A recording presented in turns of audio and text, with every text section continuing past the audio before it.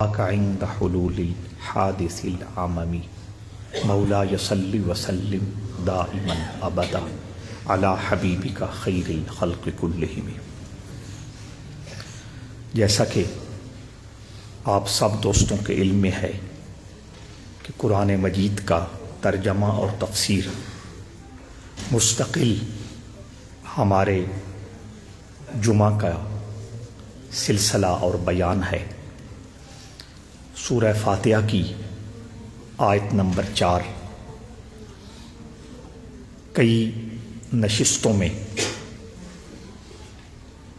گفتگو کا عنوان اور موضوع رہی ہے اور آج بھی وہی ہے۔ ہم تیری ہی عبادت کرتے ہیں اور ہم تجھ سے ہی مدد چاہتے ہیں۔ وَإِيَّاكَ نَسْتَعِينُ،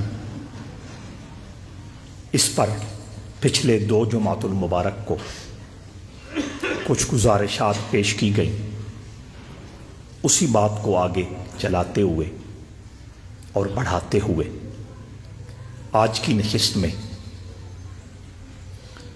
یہ عرض کرنا ہے کہ اکثر لوگ یہ کہتے ہیں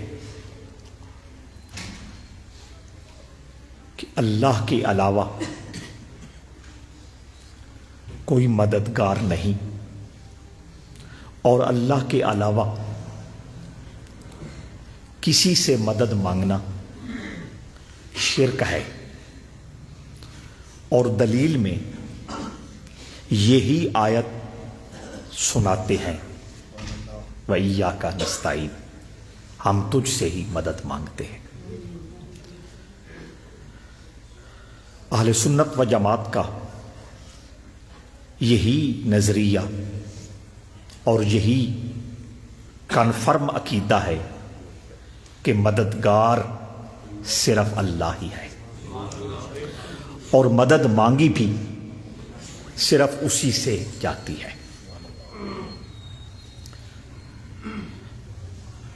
اللہ کے علاوہ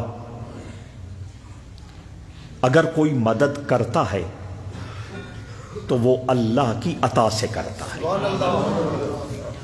اور اس پر 5 قرآنی آیات پچھلی 2 نشستوں میں آپ تک پہنچا دی گئی۔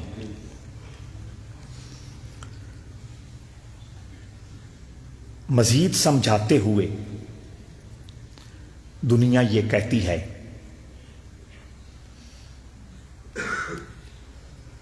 کہ اللہ کے علاوہ جن سے مدد مانگی جاتی ہے وہ قرآن کی زبان میں من دون اللہ ہے۔ یہ لفظ آپ نے ذہن پہ ذرا بوجھ ڈال کر یاد رکھنا ہے، اسی پہ ہم نے بات کرنی ہے۔ من دون اللہ، اس کا معنی ہے اللہ کا شریک اور اللہ کا غیر۔ تو لوگ یہ کہتے ہیں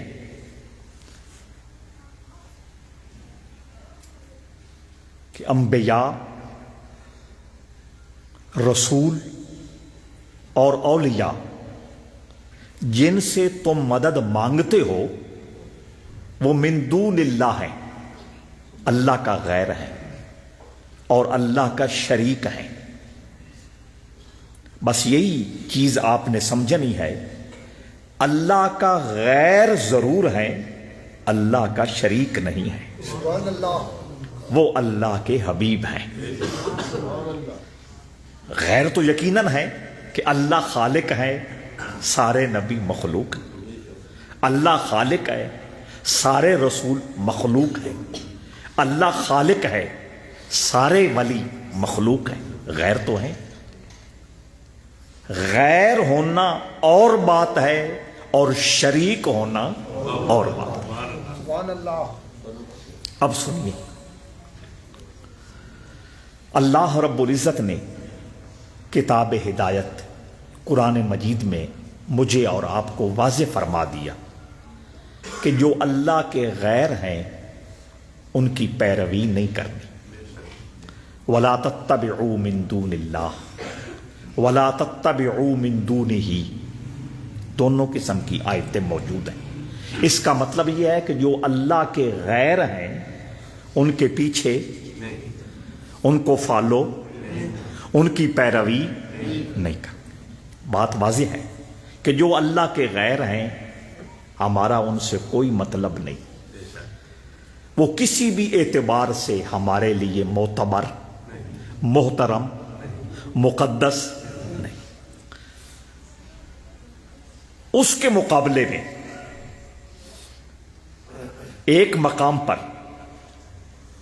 اللہ فرماتا ہے اہدنا الصراط المستقیم، ہمیں سیدھے راستے پہ چلا. وہ آیت یاد رکھنی ہے. اللہ فرماتا ہے کہ جو اللہ کے غیر ہیں ان کی پیروی وہ یاد رکھنا. اب میں یہ کہہ رہا ہوں کہ وہی اللہ اسی کتاب ہدایت میں فرما رہا ہے ہمیں سیدھے راستے پہ چلا. وہ سیدھا راستہ کون سا ہے؟ ساتھ ہی جواب دیا صراط الذین انعمت علیہم، راستہ ان لوگوں کا جن پر تو نے انعام کیا. اہدنا الصراط المستقیم پر جب ہماری بات پہنچے گی تفسیر میں تو وہاں ہم بہت ساری قرآنی آیتوں کی روشنی میں مزید صراط مستقیم پہ بات کریں گے، اور وہ بڑا خوبصورت اور بڑا پر نور اور بڑا باوقار موضوع ہے اپنی جگہ. لیکن فی الحال ذہن میں یہ بات رکھنی ہے کہ اللہ نے کہا جو اللہ کے غیر ہیں ان کی پیروی، اور وہی اللہ کہہ رہا ہے ہمیں سیدھے راستے پہ چلا. راستہ ان لوگوں کا جن پر تو نے انعام کیا، جن پر تو نے انعام کیا ہے. وہ کون ہے جن پر تو نے انعام کیا؟ 5ویں پارے میں مزید اس کی وضاحت فرما دی. من النبیین والصدیقین والشہداء والصالحین. فرمایا وہ نبیوں کی جماعت ہے، وہ شہیدوں کی جماعت ہے، وہ سچوں کی جماعت ہے، اور وہ صالحین کی جماعت ہے. ایک آیت میں فرمایا جو اللہ کے غیر ہیں ان کی پیروی نہیں کرنا، اور دوسرے مقام پہ فرماتا ہے نبیوں کی پیروی بھی کر، صالحین کی پیروی بھی کر، شہداء کی پیروی بھی کر، صالحین کی پیروی بھی کر. تو پتہ چل گیا کہ من دون اللہ سے مراد بت ضرور ہے، نبی اور ولی اللہ کے شریک نہیں، اللہ کے حبیب ہیں. اس لیے کہہ رہا ہے کہ ان کو فالو کر، ان کی پیروی کر، ان کے نقش قدم کو اپنی معراج منزل بنا، تو کامیاب ہو جائے گا. اور دوسرے مقام پر رحمت للعالمین صلی اللہ تعالی علیہ وآلہ وسلم کے بارے میں انفرادی طور پر دو ٹوک بیان کیا. ان کنتم تحبون اللہ فاتبعونی یحببکم اللہ. اے جان جاں صلی اللہ علیہ وسلم، یہودی کہتے ہیں ہم اللہ سے محبت کرتے ہیں، آپ انہیں کہہ دو اللہ سے پیار کی نشانی یہ ہے تم میرے راستے پہ چلو، تم میری پیروی اختیار کرو، میرے نقش قدم کو اپنا نشان منزل بناؤ. تم صرف کامیاب نہیں ہو جاؤ گے، اللہ کے محبوبوں میں تمہارا نام لکھا جائے. تو پتہ یہ چلا بت اللہ کے شریک ہیں، نبی رسول اور ولی اللہ کے شریک نہیں ہیں، اللہ کے حبیب ہیں. اور پھر میں بات دوبارہ سمجھانے کے لیے عرض کر رہا ہوں، بتوں کے بارے میں کہا ان کے پیچھے نہیں چلنا، نبیوں رسولوں اور ولیوں کے بارے فرمایا ان کی اقتداء کیا کرو.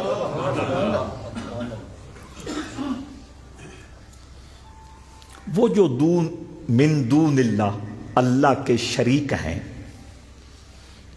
ان کا تعارف اللہ نے کیا کرایا. یہ نہیں کہ وہ صرف بت ہیں، بس کہا بت ہیں وہ شریک ہیں، نہیں. وہ بھی سنیے، بہت ساری آیتیں ہیں، لیکن صرف میں نے ایک آیت پڑھ کے اس کے مقابلے میں دوسری آیتیں عرض کر کے گفتگو کو سمیٹنا ہے کہ تاکہ یاد رہ جائے اور زیادہ ذہنوں پر بوجھ نہ بنے۔ اللہ فرماتا ہے کہ جو اللہ کے شریک ہیں، جن کو کافر پوجتے ہیں، جن کو مشرک خدا سمجھتے ہیں، ان بیچاروں کی حیثیت تو یہ ہے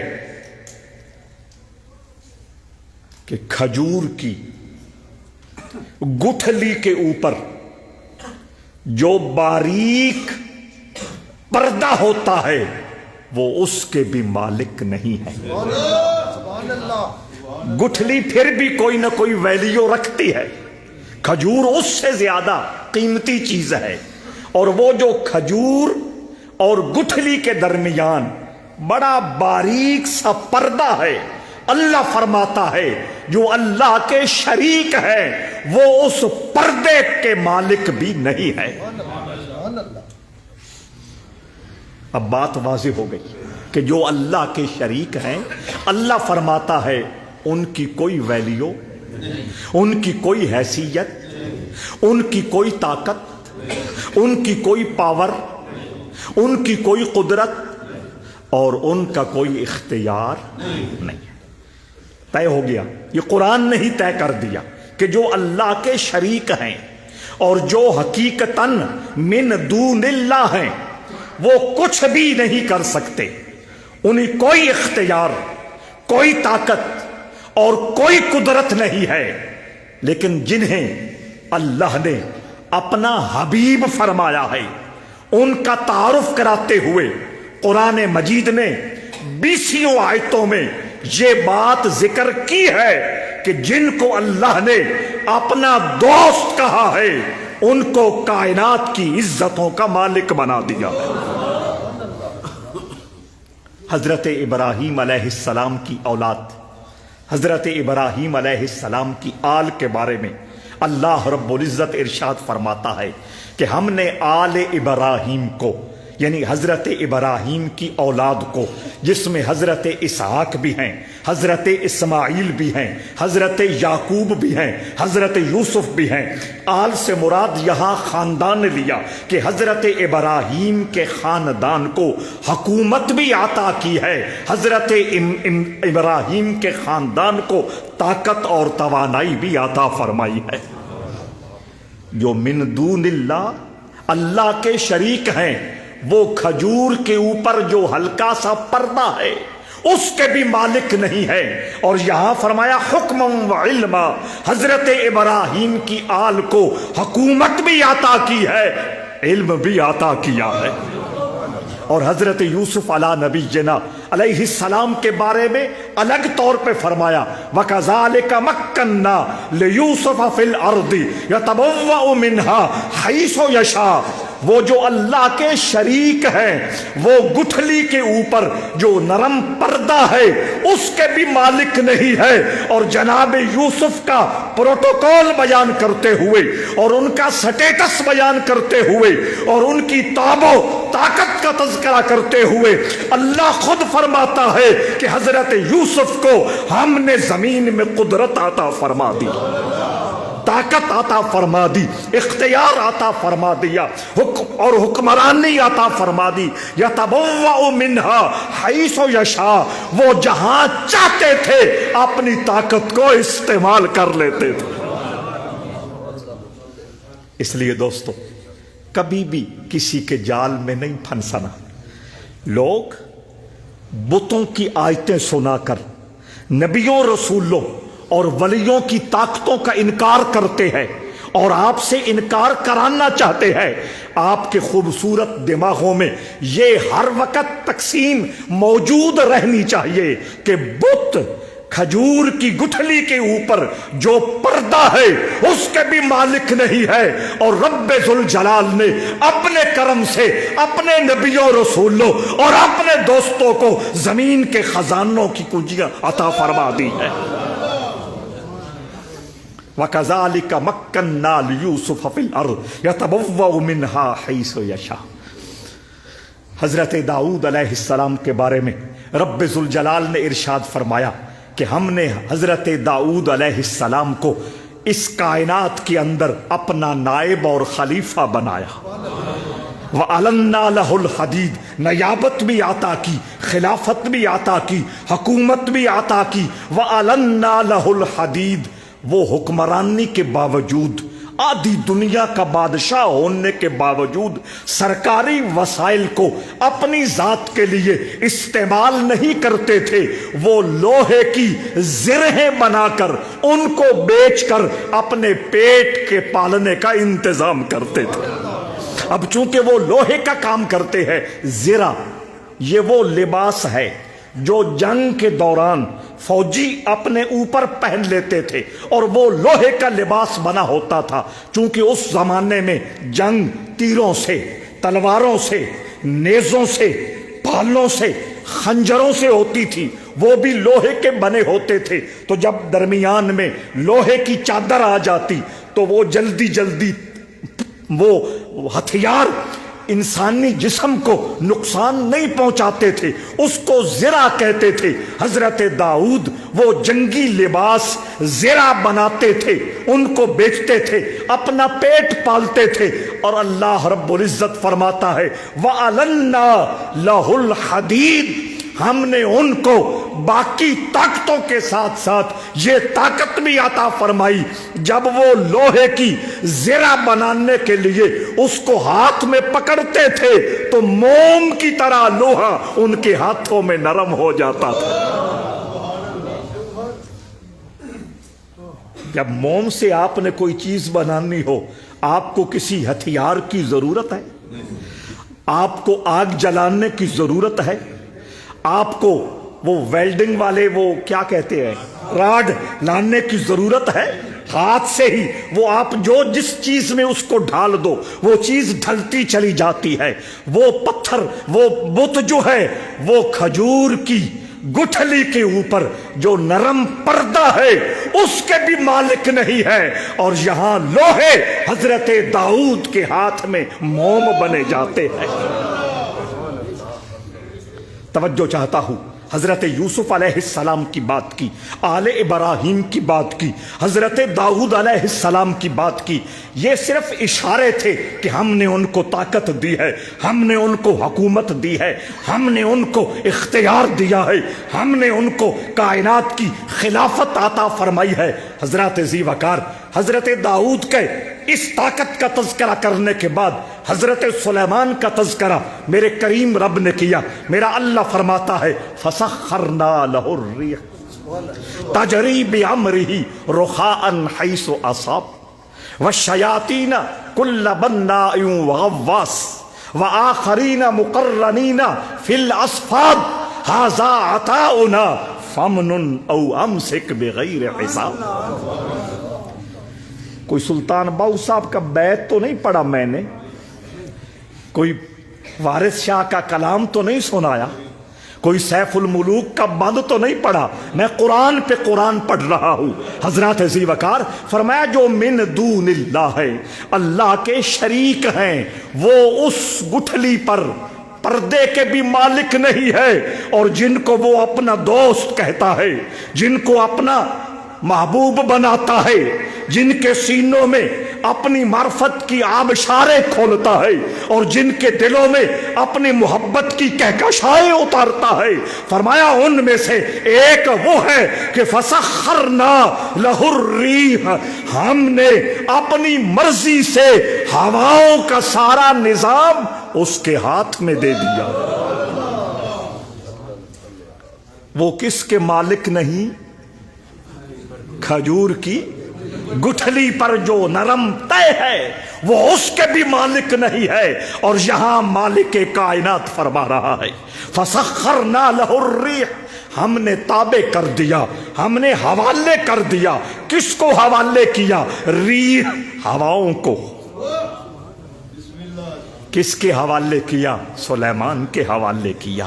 اگر وہ من دون اللہ ہوتا، اللہ کا خدا نخواستہ شریک ہوتا، تو وہ بت بنا کر مندر میں سجا دیتے لوگ۔ تو جنم میں پہلے گر کوئی پتھر ہوتا۔ یاد آ گیا؟ حضرات ذی وقار توجہ چاہتا ہوں، وہ شریک نہیں، وہ اللہ کے حبیب ہیں۔ فسخرنا لہ الریح، فرمایا ہواؤں کا جتنا سسٹم ہے ہم نے سلیمان کے حوالے کر دیا۔ اچھا، حوالہ صرف سمجھانے کے لیے میں بول رہا ہوں، قرآن کا لفظ اپنا ہے اور اس معنی کی بلاغت اور فصاحت، عظمت اور شان اپنی ہے۔ فرمایا سخرنا، سخرنا، سخرنا، وسخر لکم ما فی السماوات وما فی الارض، یہ وہ لفظ ہے۔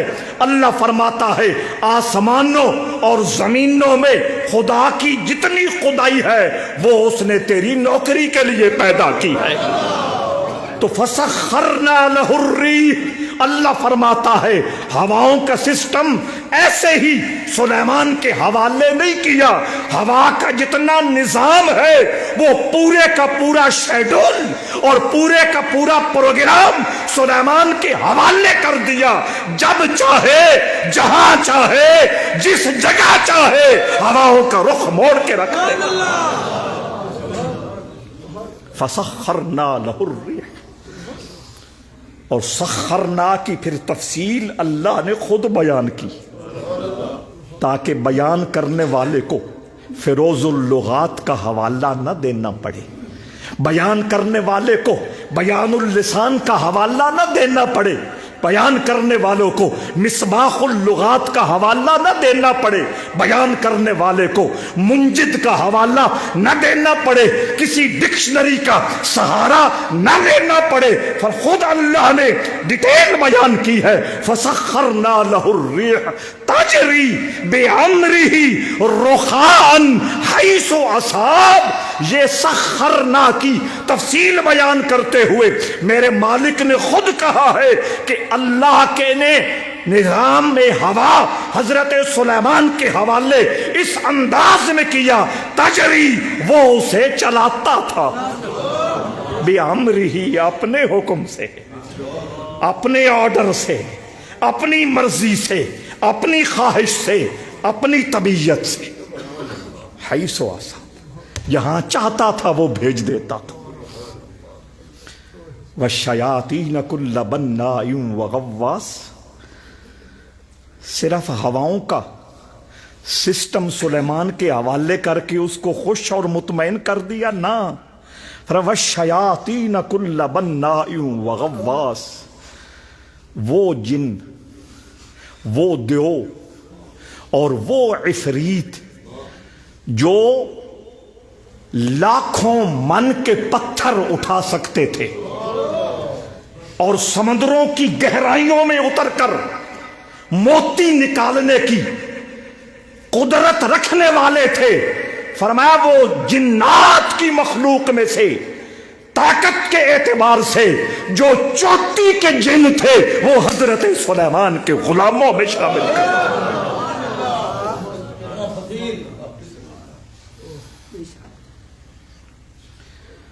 کوئی نہ کوئی آپ بھی جین رکھو، اشرف المخلوقات نہیں ہو۔ میں تو نہیں رکھ سکتا، میرے پاس تو کوئی ایسا بندہ آ جائے جس کے بارے میں شک پڑ جائے بھئی اس میں کوئی چیز ہے، میں تو کمرے میں چلا جاتا ہوں۔ آپ رکھ سکتے ہیں، آپ باہمت لوگ ہیں۔ آیت الکرسی عرض کرنے لگا ہوں، آیت الکرسی یہ قرآن مجید کی وہ آیت ہے جو بندہ مومن زیادہ نہیں 101 مرتبہ روزانہ 41 بار پڑھ لے، رب ذوالجلال کا وعدہ ہے صوفیاء کے حوالے سے کہ اللہ اس بندے کو 41 دن آیت الکرسی 101 بار پڑھنے کی برکت سے جنات پر حکمرانی عطا کر دے گا۔ ناغا نہ ہو، وقت نہ گھسے، ناغا بھی نہ ہو اور وقت بھی، مغرب کے بعد کا وقت بنایا، بس 41 دن وہی رہے گا، جگہ وہی رہے، وقت وہی رہے اور ناغا نہ ہو۔ اللہ سلیمان کے حوالے کر سکتا ہے تو محمد الرسول اللہ کے غلام کے حوالے کیوں نہیں کرتا؟ میں نے عرض کر دیا سب کو اجازت ہے، جو ہمت کر سکتا ہے کرے، میں نے نہ کیا ہے نہ کرنا ہے، میں اپنی بات کر رہا ہوں، آپ کو بہرحال عرض کر رہا ہوں، بہت کامیاب نسخہ ہے، توجہ فرمائیے۔ تو وَالشَّيَاطِينَ كُلَّ بَنَّاءٍ وَغَوَّاصٍ، فرمایا صرف ہواؤں پہ سلیمان کو خوش نہیں کیا، جو جنات میں سے سب سے قوی ہیکل اور قوی الجثہ اور مضبوط توانائی اور طاقت رکھنے والے جن تھے، جو لاکھوں من کے پتھر اٹھانے کی سکت رکھتے تھے اور سمندروں کی گہرائیوں میں جا کر خزانے نکالنے کی طاقت رکھتے تھے، ان کو جناب سلیمان کے تابع کر دی۔ اور دون اللہ جو ہیں وہ کیا نہیں کر سکتے، بس یہ یاد رکھنا ہے آپ نے، وہ گٹھلی کے اوپر جو وہ ہلکا سا پردہ ہے وہ بھی ان کے اختیار میں نہیں ہے۔ اول تو بحث کی ضرورت نہیں، مناظرے کا میدان سجانے کی حاجت نہیں، لیکن پھر بھی کبھی کبھی کہیں آپ مہمان بنتے ہیں، کوئی آپ کا مہمان بنتا ہے، کسی شادی یا کسی اور فنکشن میں کوئی ایسا بندہ جس کو اس قسم کا دورہ پڑا ہوا ہو وہ آپ سے بات کرنا شروع کر دے تو خدا را قرآن کی ان آیتوں کو دماغوں میں رکھیے اور محبت سے پوچھئے، احترام سے پوچھئے کہ حضور بتاؤ تو صحیح، تم جن آیتوں کو پڑھ کے نبیوں، رسولوں اور ولیوں کی بے ادبی کرنے پر تلے ہوئے ہو، اللہ نے کن کے بارے میں یہ آیتیں نازل کی ہے کہ سلیمان کے حوالے ہمارے کر دی ہے اور سلیمان کی تابع داری میں جنات کو کر دیا۔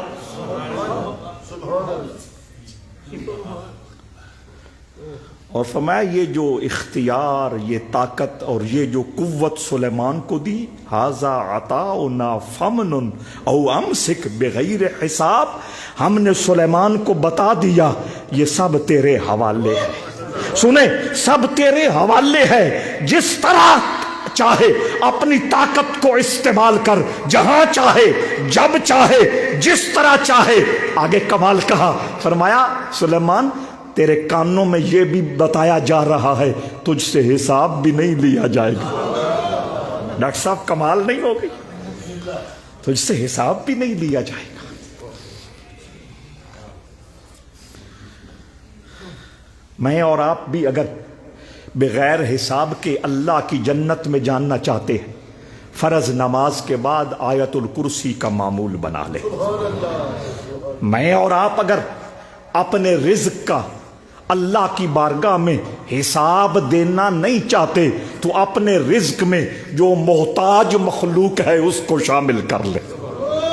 رحمت عالم نے وعدہ کیا ہے جو فرض نماز کے بعد آیت الکرسی کا معمول بنا لے اللہ اس کو بغیر حساب کے جنت میں داخل کر دے، اور جو اپنے رزق اور ذرائع آمدن کا حساب دینے سے ڈرتا ہے وہ اپنے رزق میں، اپنی روزی میں، اپنے مال میں جو معاشرے کے سوالی اور محروم لوگ ہیں ان کو شریک کر دے، اللہ اس نیکی کی برکت سے روز قیامت اس کو حساب سے بے باک فرما دے گا۔ تو جناب سلیمان سے کہا یہ اختیار، یہ اقتدار، یہ خلافت، یہ حکومت اور یہ تصرف ایسے نہیں ہے اب بغیر حساب، تجھے یہ بھی خوشی دی جا رہی ہے اور تجھے یہ بھی عزت دی جا رہی ہے کہ میں تجھ سے حساب نہیں لوں گا۔ ہم اپنے سلیمان کی بارگاہ میں پہنچنے والے ہیں، لیکن اس سے پہلے طالب علم ذرا اپنے دماغوں کو ہریالی دے اور اپنے دماغوں کو تازگی دے۔ بڑی توجہ چاہتا ہوں، تعلیم المنطق والے بھی متوجہ ہوں، مرکات والے بھی متوجہ ہوں، شرح تہذیب والے بھی متوجہ ہوں، سلم دیکھنے والے، پڑھنے والا کون ہے دیکھنے والے بھی متوجہ ہوں۔ حضرات ذی وقار بڑی توجہ چاہتا ہوں، یہ چیز آپ کو کام دینے والی ہے۔ آیتوں کا حساب میرے ان دوستوں نے اپنے دماغوں میں رکھنا ہے اور یہ کام آپ کو دینے والی چیز ہے۔ دوسرے لوگ नबियों, रसूलों और वलियों से मदद न मांगने के बारे में जब आयतें पढ़ते हैं तो ये सारी आयतें सुनाते हैं जिनमें अल्लाह ने बुतों का जिक्र किया था। बुत कुछ नहीं कर सकते, बुत कुछ नहीं दे सकते, बुत लाशय है, बुत कुछ नहीं है। अगर बुत के हाथ से मक्खी कोई चीज छीन के ले जाए वो उसको वापस नहीं ला सकते। ये आयतें दूसरे लोग आपको सुनाते हैं तो मंतिक की जबान में वो सालबा कुलिया इस्तेमाल करते हैं। क्या इस्तेमाल करते हैं? सालबा कुलिया इस्तेमाल करते हैं, यानी वो कुल्ली तौर पर इनकार करते हैं और उन आयतों को जो बुतों के बारे में उतरी हैं उन आयतों को उठाकर नबियों और रसूलों और वलियों पर फिट करने की नाकाम कोशिश करते हैं। सालबा कुलिया है उनका। सालबा कुलिया उनका क्या है? कोई नबी, कोई रसूल, कोई वली मदद नहीं कर सकता। ये सालबा कुलिया है। और आपने अपनी दरसियात की किताबों में ये उसूल पढ़ रखा है कि सालबा कुलिया जो है ये टूटता है। सालबा कुलिया टूटता है, सालबा कुलिया टूटता है। ये किस से टूटता है? बर्तन हथौड़ा मारे टूटता है, लोहा हथौड़ा मारे, आग में डाले टूटता है। इसी तरह कोई और बर्तन जमीन पे गिराए वो टूटता है। लेकिन ये सालबा कुलिया हथौड़े से और आग में डालने से नहीं टूटता। सालबा कुलिया टूटता है मूजबा जुज़िया से। किस से टूटता है? आप बोले सालबा कुलिया किस से टूटता है? मूजबा जुज़िया। सालबा कुलिया मैंने बता दिया। वो कहते हैं कोई नबी, कोई रसूल, कोई वली मदद नहीं कर सकता और न करता है। ये सालबा कुलिया है।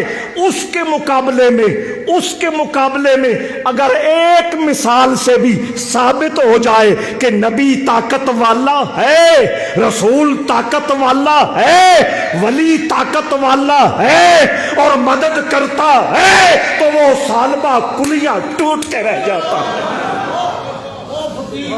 और मैंने फसखरना लहुर्रिह तजरी बिअम्रिही रुखान हैसु असाब वाली आयत और भी पढ़ी। सिर्फ एक इस आयत को याद कर ले, तालिब इल्म इस आयत को अपने दिमाग में बिठा ले। इस एक आयत से उनका दावा आसमान से गिर के जमीन पे आ जाएगा। सालबा कुलिया की नकीज मूजबा जुज़िया है। ये तो आवाम को भी समझ आ गई। बाकी जो टर्म्स हैं, इस्तिलाहात हैं, वो आपके घर की चीज है, वो आपने याद रखनी है कि सालबा कुलिया की नकीज मूजबा, सालबा कुलिया की नकीज मूजबा जुज़िया है। जब एक आयत से भी साबित हो गया कि नबी मदद करता है और नबी पावरफुल है, नबी बा इख्तियार है, वो सारे का सारा दावा खत्म होके रह जाएगा। बस मैं ज्यादा बोझ नहीं बनूंगा। ये तालिब इल्मों के लिए ये जरूरी बात थी, वो अर्ज कर दी। सुलेमान की बात हो रही थी। अब हम अपने सुलेमान की बारगाह में पेश क्यों ना हो। अल्लाह अकबर, अल्लाह अकबर। हैरत तो ये है, अगर यूसुफ को इख्तियार मिला है, दाऊद को हुक्मरानी मिली है, सुलेमान को इख्तियार मिला है, आले इब्राहिम को शाने और मकाम मिले हैं, ये तो वो सारे हैं ना जो रोजे कयामत मेरे सुलेमान का झंडा हाथ नहीं होगा। कौन सा झंडा ढूंढ रहे होंगे? मेरे मुस्तफा का झंडा ढूंढ रहे होंगे। और मुस्तफा करीम ने बड़े नाज से फरमाया, उस रोज सारी मखलूक, जुमला सुन लीजिए मेरे मुस्तफा का, मेरे आका ने फरमाया उस रोज सारी मखलूक मुझे ढूंढ रही होगी, हत्ता के इब्राहिम भी। किसी दे दिमाग विच ये गल ना आवे इब्राहिम ता प्यो आ, इब्राहिम ता लक्कड़ दादा हा, इब्राहिम ता खलीलुल्लाह हा। ओ शायद ओ ध्याड़े अपनी शान वखरी लैके खलोता होवे। फरमाया नहीं, आदम से लेकर आखिरी इंसान तक सब मुझे बतौरे पनागाह ढूंढ रहे होंगे, हत्ता के इब्राहिम भी मुझे तलाश कर रहा होगा। तो تو اگر ان کی قوتیں، طاقتیں، اختیار و اقتدار پہ قرآن بول رہا ہے تو میرے مصطفیٰ کی شان کیا ہوگی؟ بس ایک ہی جملہ کہنا ہے، باقی بات چلتی رہے گی، چونکہ اگلے جمعے ہم نے اس بات کو چھیڑنا ہے، پھر آپ کو مزید سمجھ آ جائے گی۔ آج صرف قرآن کا ایک ٹچ دینا ہے، پھر اگلے جمعے بات کو اور تفصیل میں لے جانا ہے۔ حضرات ذی وقار، وہ ٹچ یہ دینا ہے، یہ تو طے ہو گیا آج کی مجلس میں نبی، رسول اور اللہ کے ولی طاقت والے ہیں۔ اب اگلا سوال یہ ہے، ان سے کچھ مانگا جائے، ان سے مدد مانگی جائے یا نہ مانگی جائے، اس پہ ہم نے تفصیلی بات کرنی ہے۔ بات صرف طاقت کی ہو رہی ہے۔ ہم نے حضرت ابراہیم کی بات کی، آل ابراہیم کی بات کی، داؤد کی بات کی، یوسف کی بات کی، حضرات ذی وقار جناب سلیمان کی بات کی۔ اب مصطفیٰ کریم کے حوالے سے ایک جملہ عرض کرنے لگا ہوں۔ خندق کے موقع پر، خندق کی جنگ ہو رہی ہے، رحمت عالم صلی اللہ تعالی علیہ وآلہ وسلم کی قوت، طاقت، شان، مرتبے اور اختیار کا تذکرہ رب ذوالجلال نے اشارت النص کے ذریعے کیا ہے، اشارت النص کے ذریعے کیا ہے۔ یہ اصولی لوگ جانتے ہیں دلالت النص کیا ہے، اقتضاء النص کیا ہے، عبارت النص کیا ہے، اشارت النص کیا ہے۔ اصل میں مصطفیٰ کی بات رب ہمیشہ رمز اور اشارے میں ہی کرتا ہے۔ یہ رب کا اور رب مصطفیٰ کا اپنا معاملہ ہے۔ میں اس کی مثال دیتا ہوں۔ اللہ فرماتا ہے سبحان الذی اسری بعبدی۔ سبحان اللہ۔ بتاؤ، قرآن کی 1400 سالہ تاریخ اٹھا کے بتاؤ، کسی نے کہا ہے کہ مصطفیٰ کے علاوہ معراج پہ کوئی اور گیا؟ پھر نہ محمد کہا، نہ احمد کہا، نہ طاہر کہا، نہ مطہر کہا، نہ عاقب کہا، نہ حاشر کہا، نہ ثاقب کہا، نہ نبی کہا، نہ رسول کہا۔ سبحان الذی اسری بعبدہ۔ بس اشارہ کرنا ہے۔ اللہ اپنے محبوب کے مقامات کو اشاروں میں رکھتا ہے، پردوں میں رکھتا ہے، تاکہ حضور سے محبت کرنے والا اور حضور کی عقیدت کا دم بھرنے والا اپنی ساری زندگی مقام رسالت ڈھونڈنے میں گزار اور اس پہ پھر مہر لگاتا ہے وَلَلْآخِرَةُ خَيْرٌ لَكَ مِنَ الْأُولَىٰ۔ تیری ہر آنے والی گھڑی پچھلی گھڑی سے افضل والا ہے۔ خندق کی جنگ ہو رہی ہے، مقام مصطفیٰ، شان مصطفیٰ، طاقت مصطفیٰ، اختیار مصطفیٰ، ہمت مصطفیٰ کی بات اللہ نے کس خوبصورت پیرائے میں اور کس لطیف اشارے میں کی۔ فرمایا وَمَا رَمَيْتَ إِذْ رَمَيْتَ وَلَكِنَّ اللَّهَ رَمَىٰ۔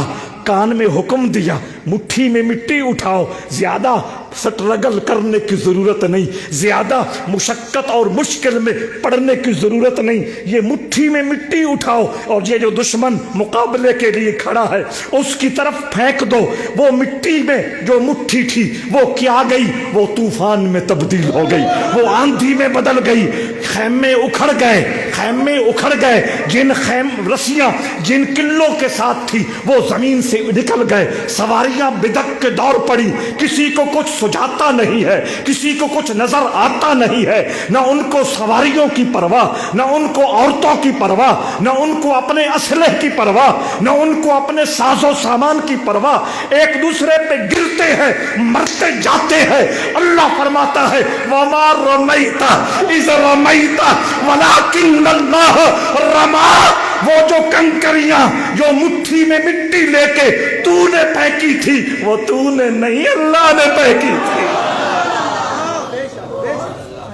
ایصال ثواب۔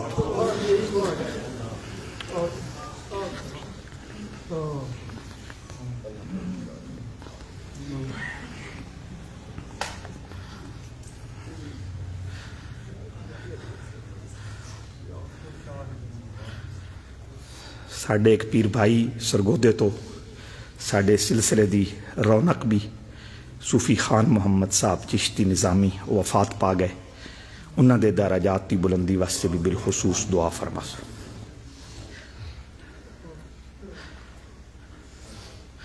برحمتک